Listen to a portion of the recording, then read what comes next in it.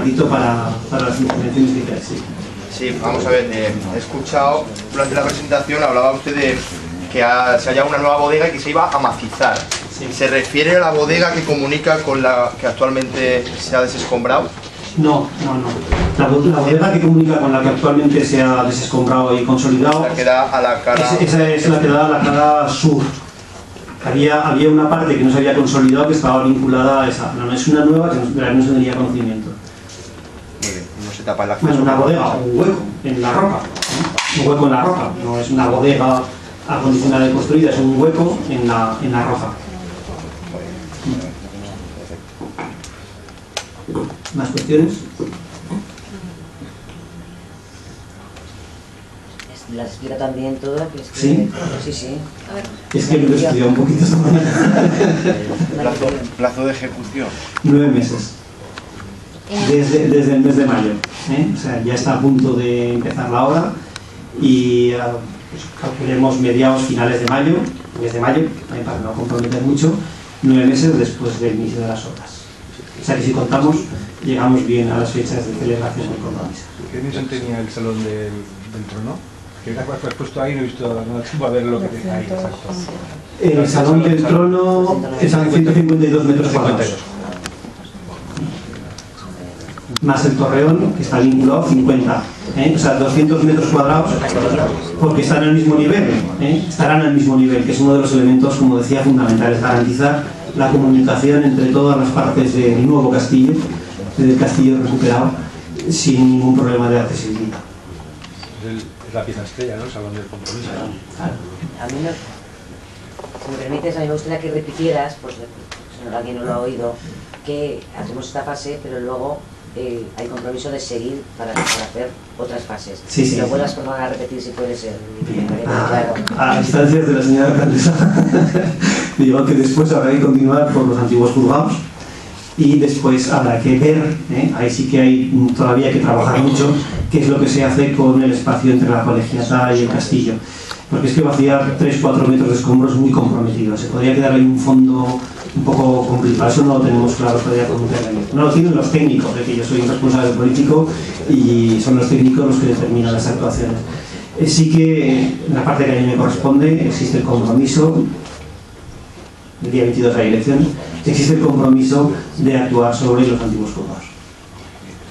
Una pregunta, ya que el edificio no tiene muchas características así muy importantes a nivel arquitectónico o elementos así muy diferenciados, cosas como por ejemplo la ventana cruciforme que hay al lado oeste, ¿no podría plantearse la posibilidad de respetarla, no, reproducirla en parte lo que... El lado, es que no hay ninguna ventana cruciforme en el lado oeste. En el lado oeste queda el arranque de una ventana partida por un... O sea que originariamente era una ventana doble, pero no queda más que el arranque. Entonces eso se consolida, pero lo que no podemos hacer es inventárnoslo o recrearlo. Sí que, por ejemplo, cuando existe una ventana, la ventana geminada, la ventana partida del torreón, que estamos casi seguros de que no procede de ahí, que ha sido trasladada en algún momento de alguna otra parte del castillo, pero se ha consolidado ya esa visión, esa la mantenemos ahí. Si encontráramos el vano original más o menos próximo, lo moveríamos un poquito, ¿no?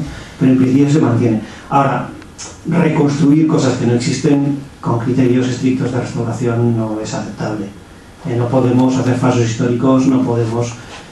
Lo que el tiempo ha destruido, pues lo ha destruido. Y recrecerlo sería una barbaridad. Sería una barbaridad desde el punto de vista estricto de la restauración, sería una barbaridad.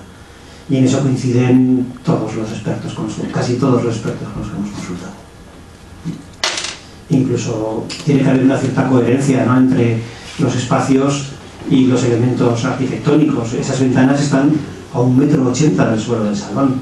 O sea, es que nos tenemos que hacer la idea un poco dentro del salón y veríamos unas ventanas a 1,80 m. En fin, eso sería reconstruirlo, sería absolutamente gratuito, superfluo, sin ningún sentido. Y el artesonado, por ejemplo, también que había en el techo, que sí que se supone que tenemos parte original, que se sabe cómo era exactamente. Pues se incorporará la parte original si se musealiza o hay algún elemento expositivo, pero es lo mismo, o sea, nos podemos plantear y reconstruir artesonados que ya no existen. O sea, eso estamos haciendo restauración, no estamos haciendo una casa propia, ni un chalet, ni cosas de ese donde te puedes permitir lo que quieras. Y en restauración hay que ser muy, muy riguroso. Y nosotros, el equipo actual del departamento, es muy riguroso y muy respetuoso con los criterios técnicos de restauración. En lo que los expertos dicen que es el criterio que hay que seguir, nosotros lo apoyamos. Y la reconstrucción no es un criterio de restauración del siglo XXI. Ya, lo que pasa es que nosotros, yo creo que la asociación esperábamos que fuera un poco más medieval. Más ex en castillos. Sí, no, que fuera... Sí, un poquito más ex en castillos. No, pero por es ejemplo, una opción. La piedra es un material mucho más noble, nos parece que sería más acorde con la relevancia que tendría que tener este castillo. Pero yo creo que dotar al castillo de un salón espléndido, con unas vistas a la colegiata, al núcleo urbano, al paisaje, integrando el castillo otra vez en el paisaje en el que siempre ha estado, es una opción mucho más razonable que no inventarnos piedra o cualquier otro elemento. O sea, pero sí coincidirá con nosotros que parecer un castillo exteriormente va a parecer poco. Por lo menos esa parte. Bueno, es que no estamos hablando de construir un castillo medieval. Ya digo que eso lo hacen pues, en las películas, en el Sin Castillos. Yo he jugado mucho Sin Castillos de pequeño, pero no me dejo marcado, fíjate. Entonces, eso no se hace en restauración. O sea, si vais viendo un poco las intervenciones que estamos haciendo, hay nosotros y todos los ámbitos, todos los expertos que están interviniendo en restauración, tiene que hacerse con respeto hacia la obra original, y el mayor respeto hacia la obra original es no volverla a copiar, sino respetar la obra original, la obra que nos ha llegado, como lo que es, y los elementos que se construyen nuevos, que sean nuevos, que dialoguen, que se integren, y en este caso yo creo que el diálogo y la integración es magnífica, pero no se trata de reconstruir un castillo como pensamos o como tenemos ideal que en algún momento fue. Es que ya no es ese castillo, es que ese castillo no existe.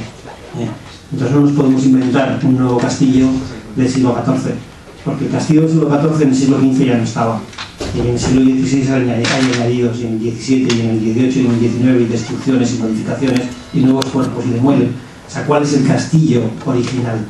La acumulación de todos esos. Y también la destrucción de esos elementos es parte de la historia del castillo. Y por lo tanto, el mantener el estado al que ha llegado todas esas fases es respetuoso con el propio castillo. No podríamos eliminar cosas del siglo XIX porque no nos gustan. No eliminamos ni siquiera el torreón de los años 70, excepto lo de los nerviones que es. Pero lo demás lo mantenemos allí. O sea, que hay que respetar todas las aportaciones y toda la historia del castillo, incluyendo el arrasamiento del castillo, porque es parte de la historia del castillo. Entonces hacemos una intervención porque el objetivo no es crear un castillo que sirva de defensa. Yo antes con la prensa bromeaba un poco diciendo espero que nunca vuelva a ser un elemento defensivo.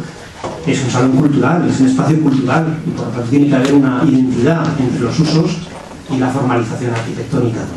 Si no sería falsearlo.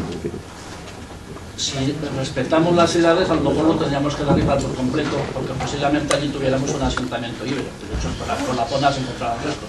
Sería lo más sencillo. Pero entonces llegaríamos a las edades geológicas. Lo más sencillo posiblemente. Sí. Claro, entonces eso es evidente, hay que respetarlo. Y evitaríamos muchos problemas, además, entre otros los económicos.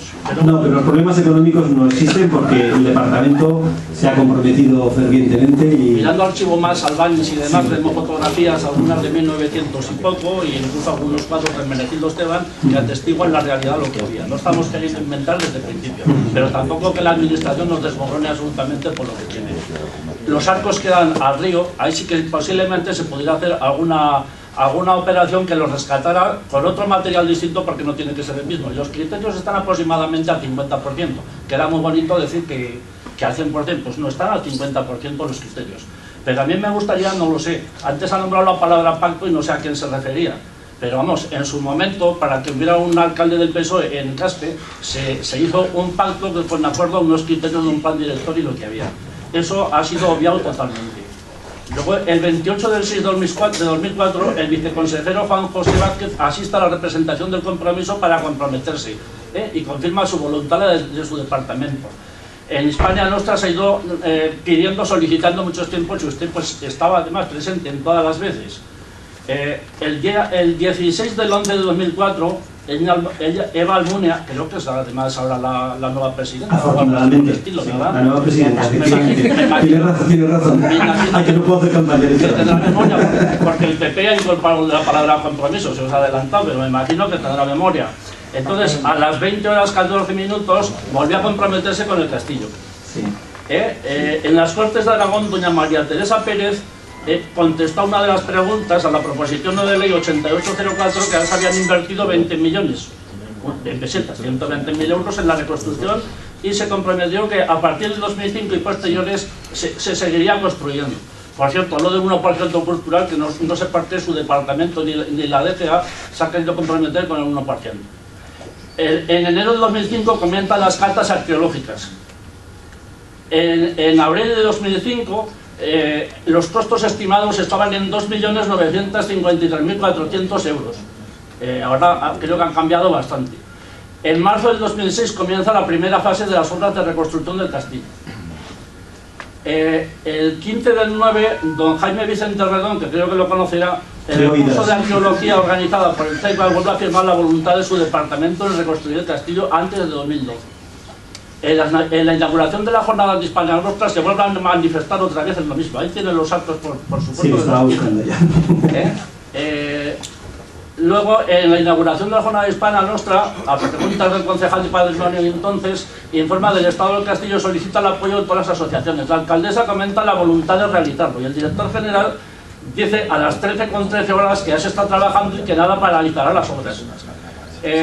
Bueno, aquí sí que hay ayuda si se crea Fundación Tarazona Monumental y en diferentes sitios, pero a Caspe no la ha llegado nunca ni la Fundación ni el criterio sano de seguir, de continuar. No estamos hablando de que se acabe de una vez. En este momento, claro, muy bonito, salen las elecciones, pero el otro día apareció un hospital que al día siguiente ya no tenía toda la maquinaria, había desaparecido. Casi pasa como el derribo de Zaragoza. Eso más o menos, o sea, ya no le voy a seguir porque tengo diferentes. Como estamos encima del 22 de mayo, igual tenemos ahora...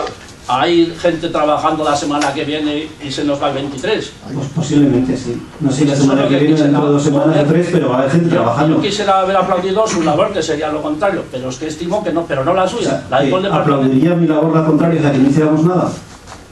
En estos momentos, según para lo que hubiera que hacer, a lo mejor...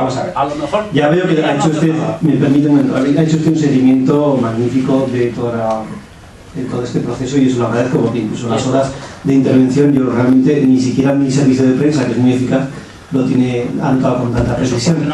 Pero me lo plantearé en el futuro que sabe Eva Almunia presidenta. Dice que había un plan director. El plan director lo encargó mi departamento. No estaba en el departamento. No, pero nosotros somos herederos de la administración. Eso sí. Y los que nos sucedan serán herederos de nuestros compromisos.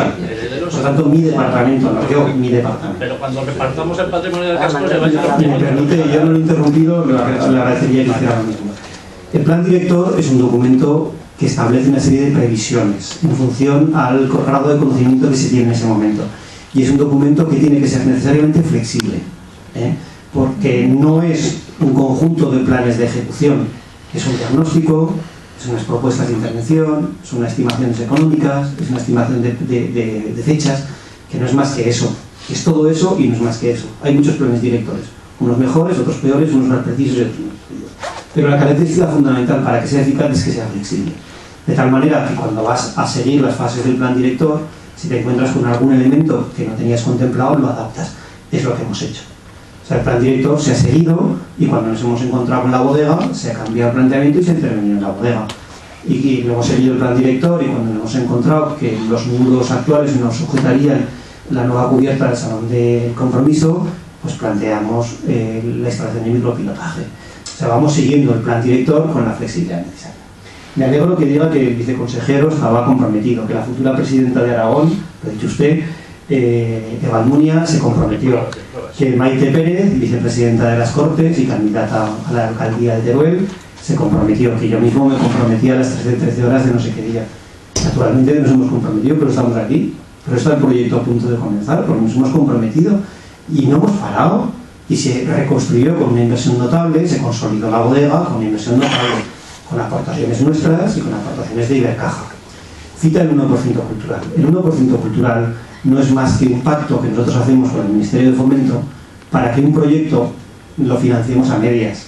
Es decir, si el proyecto vale 100, Fomento pone 50 y nosotros los otros 50. A la hora de la inversión nos da igual, o sea, a la gente y al monumento le da igual que el 50 lo ponga Fomento que nosotros pongamos el 100.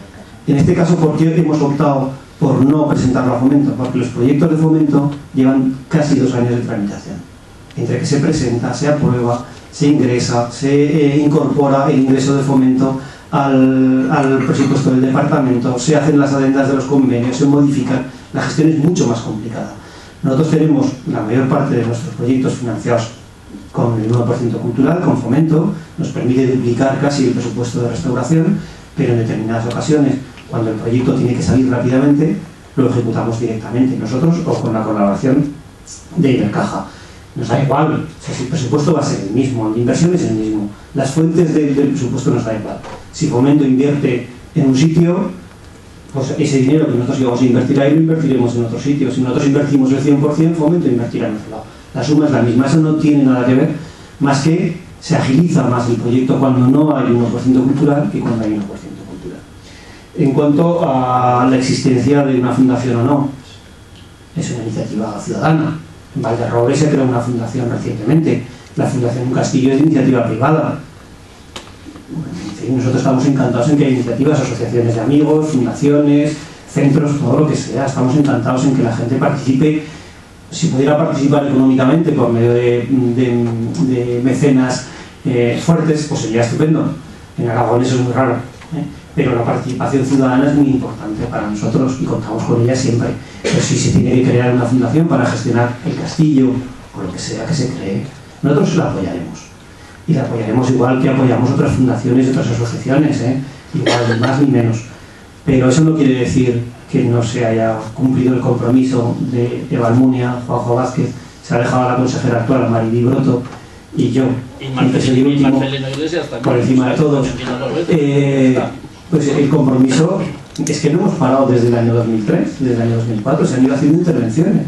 Usted sabe, porque está en la administración, que los trámites para cualquier obra pública son complicados. Desde el 98...